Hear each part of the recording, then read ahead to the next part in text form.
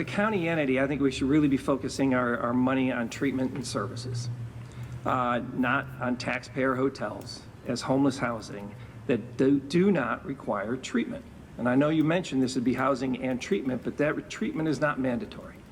And any effort, I think, to reduce homelessness must require treatment and care. State home key funds require the housing first model.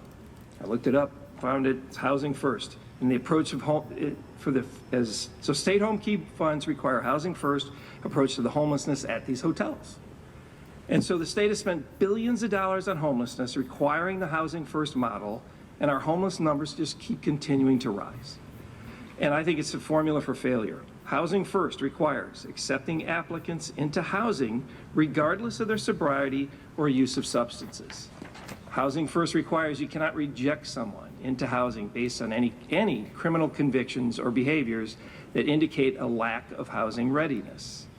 Housing first says you cannot require participation in service or treatments.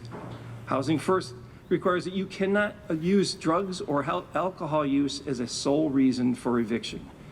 You know, it's no wonder that after spending billions of dollars, taxpayer dollars on homelessness in the state of California, we haven't fixed or solved this yet.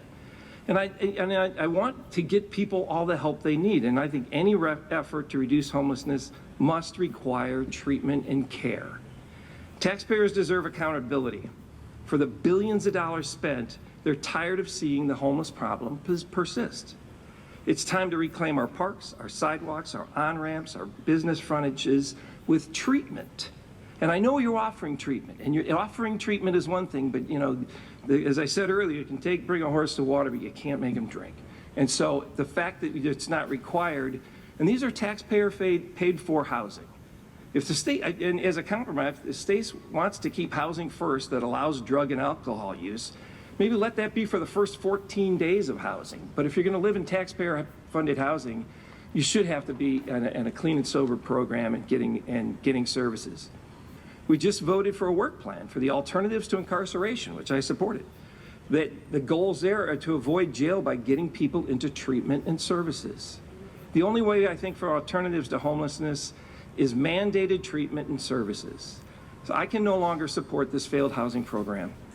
And the mandated treatment in taxpayer housing, I think, is the most compassionate and realistic solution for us out of homelessness. Thank you.